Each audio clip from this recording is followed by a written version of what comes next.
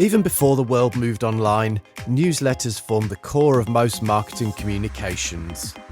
They provided news, company updates, and advice to customers and prospects alike. But in a world where we receive so many emails, many feel like they've passed their prime. And maybe they're right. Or are they? There are many ways to write a newsletter, and they don't all involve dull as ditchwater promotions and clickbait links. In today's episode, we're going to look at the craft of writing a great email newsletter, something that your subscribers will want to read. I'll show you how to turn this often wasted opportunity into something that will excite your contacts and get them clamoring for more. So let's get started.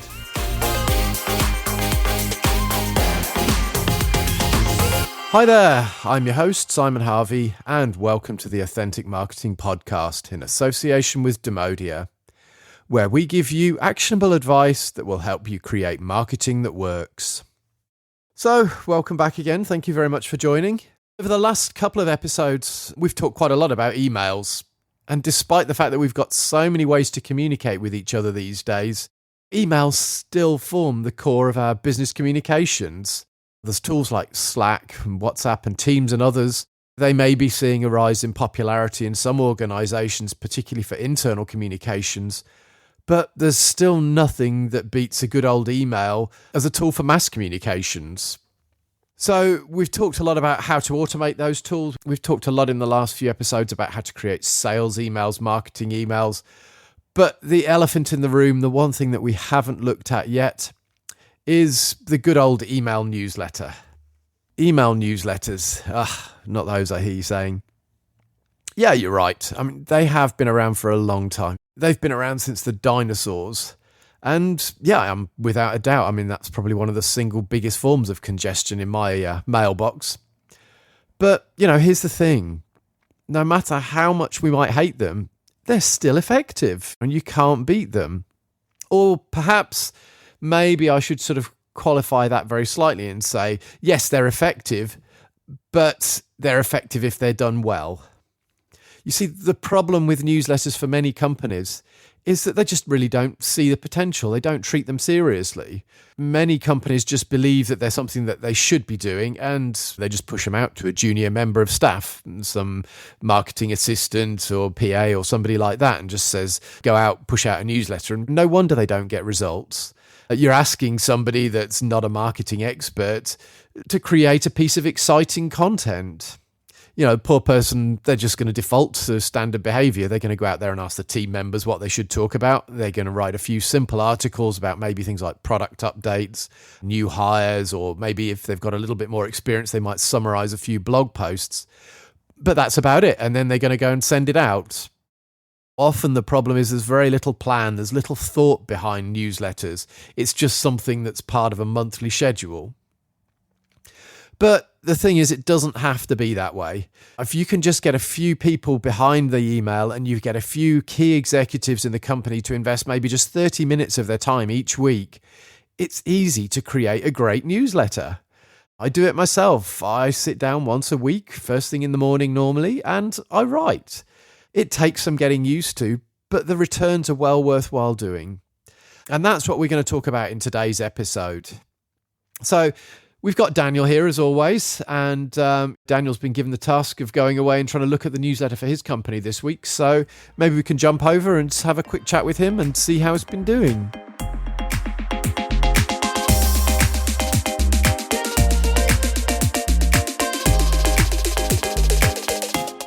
So, great to have you back, Daniel. Thanks for joining us again. How's things? Thank you, Simon. Things are great. I did a lot of sport this weekend. I went climbing yesterday, yes. Okay. Anywhere nice? Oh, yeah. In Dornbirn, there's this big hall for bouldering.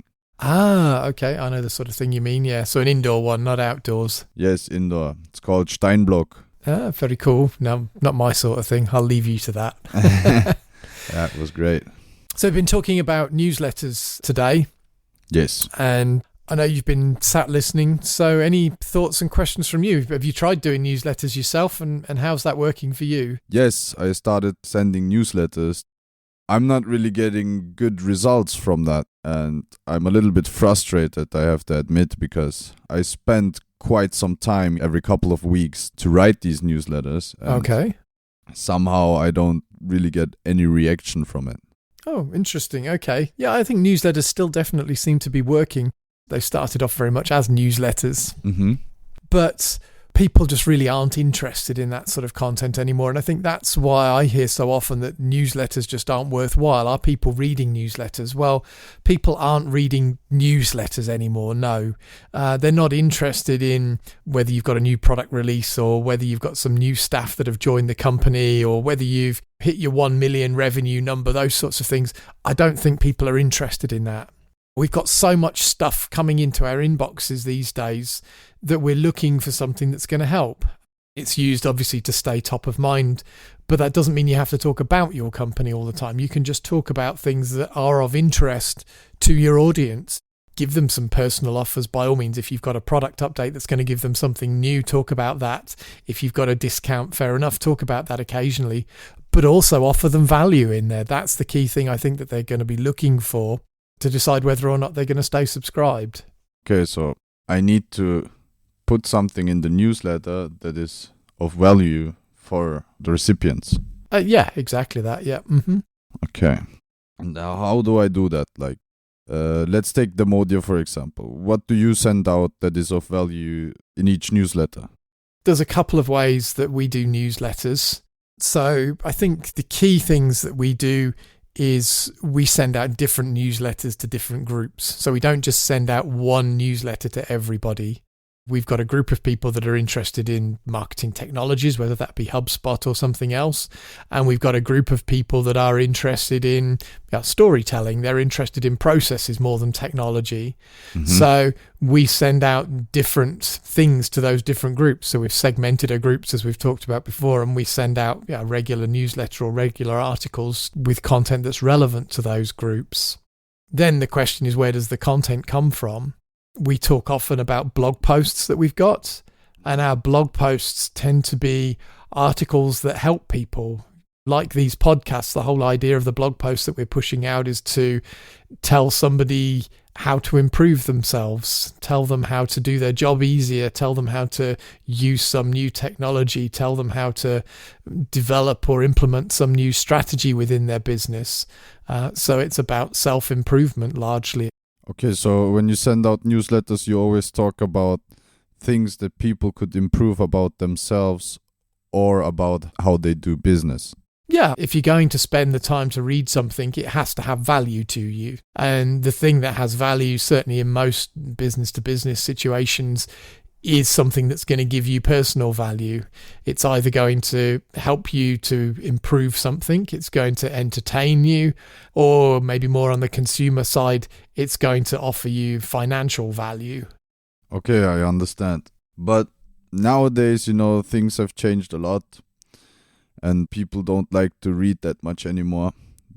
Do I really need to have a newsletter? Like, does it really benefit me to have one? You're right, it takes a bit of time and effort to put them together, but I think there's various reasons to keep a newsletter. Number one is if you are sending emails out to people, you're staying top of mind. Someone might not have a project or might not have an interest for you today, but they might be interested in the general ideas that you're talking about, and then if they remember who your brand is at some point in the future, they're going to come back to you in that. So I think a newsletter definitely has a very good purpose for staying top of mind there. The other thing that I would say that helps you with newsletters is more on the technical side. So if you're spending the time building an email list, over a period of time, people are going to leave their companies are going to get acquired, people are going to change their email addresses.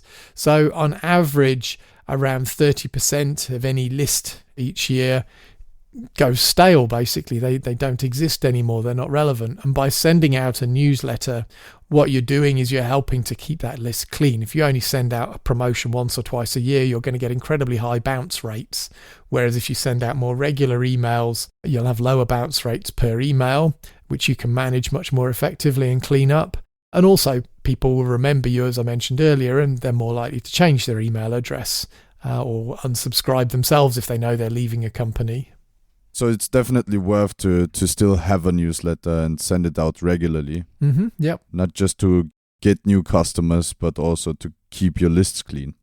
But can you give me any best practices to how I should create my newsletter? Or do you have any good examples of companies that do send out good newsletters regularly? Yeah, okay. So we talked a bit earlier, you asked about the Demodia newsletter. So I think the best practice is to personalize your newsletter. So to make sure that you're sending out either different newsletters to different segments of your audience, or to include some sort of dynamic content. So we've talked in previous episodes about the fact that HubSpot has dynamic content. So the ability to change a section of your newsletter based on something that it knows about the recipient. That's a great thing you can do in your newsletter. So then you can create one newsletter and just tailor a few sections with content or offers that are relevant to the person that you're sending it to. So I think that personalized approach is great. The other thing that you can do for personalization is you can use a preference center to ask people what they're interested in, capture some interest. Say, are you interested in cybersecurity versus network administration versus other sorts of topics like that? Give them 3 or 4 topics that are of interest to them and let them subscribe or choose the things that they're interested in, and then give them the appropriate content in the newsletters. The other thing that I would say is just storytelling. Storytelling is great within newsletters. It's a great way to keep in touch. One of my favorite newsletters, I think, is Airbnb, and there's others that do this as well. But, Airbnb, you do get emails from them that are promoting particular apartments or somewhere you can go and visit. But they don't just talk about the apartments, they talk about ideas. They talk about people that have rented out those apartments. They talk about experiences that people that have lived in those apartments or rented those apartments have actually had when they've gone and visited places. They talk about the places and the experiences that people have had when they visited specific properties, rather than just always talking about the properties and the company. That's actually a pretty smart move, because I think even I would read those newsletters, and I rarely read any newsletter. Yeah, and it's the same with others. I mean, Nike does a very similar sort of thing, and Red Bull, of course, does storytelling fantastically with all of the different things that they sponsor. So, there's ideas there that you can take. It's not necessarily about talking about the product all the time. Think about telling stories about how a product was created, for example. Look behind the scenes in your business. Talk a bit about the business and how it's operating. People are interested in some of those behind the scenes looks. Just think about modern film promotion trailers, for example, where before they'll put out a big film, they'll put out some behind the scenes clips or some outtakes and things like that. People are interested in that sort of stuff. It gives transparency. I understand, yes. You let the people look behind the curtains. Absolutely right, yeah. With that being understood, is there anything else that you've tried or seen working with other companies that I could use instead of a traditional newsletter? Yeah, a couple of things I think that's worth mentioning. So, number one, I'd say play with the frequency of how often you send things. So by that, I mean, you could send out a regular newsletter that's a sort of more of your newsy style letter, maybe once a month. But then in between those, every other week, you might send out something that's more educational. So you can use different things at different cadences. The other thing that I would strongly recommend, and this is something that we've been trying ourselves. So if you subscribe to Demodia's newsletter, or if you go onto the Want Authentic site and you subscribe to the newsletter on there, what you'll get back is not a newsletter. When you subscribe, it talks about getting my advice. And actually, that's exactly what happens is once a week, I write a personal message. I sit down and I look at the conversations like that you and I have had or that I've had with other customers in the week. And I think what's interesting that I can take out of those conversations that might be interested to my readers or even the listeners on here. And I take those ideas and I put them down into a personal email, and I write it like a personal email. I think about one or two of those customers as I'm writing this, and I explain to them how to do something, why they should think in a certain way, how they can improve the way that they're selling or positioning their product. And I put that into a few paragraphs in an email, and I send that out once a week. And that actually comes out from my email address. So I encourage people at the bottom there, if you've got questions or, if I've prompted anything with the comments that I've made, get back to me. And I must say, that has been probably the biggest change in our overall newsletter subscriptions. We've seen newsletter subscriptions going up since we stopped talking about just subscribing to our general newsletter and more talked about get advice from Simon. Mm-hmm. And the other thing is that we've seen the actual interaction rates multiply. When people were sent through to blog posts, that's great. We got a good click-through rate in there, but we didn't get many responses back from that. Mm-hmm. However, now the messages are coming from me and people hit on the reply button. It's unbelievable. They do answer the questions, or they come back to me and say, yeah, this is one way of doing it. How about doing this? Or I've tried this and it doesn't work. And they're actually hitting the reply button. And I'm getting several mails each week now from individuals just saying, help me a little bit more. And that, to me, that engagement is the key thing that's interesting. I like your approach very much. I mean, imagining that you're talking to a customer directly to solve his or her problems while writing this newsletter, I think it's a great idea. Yeah. Thank you very much for those practical tips. Cool. Well, thanks very much again for joining us, Daniel. Enjoy your week. And we'll catch up again next week. Thank you very much for having me.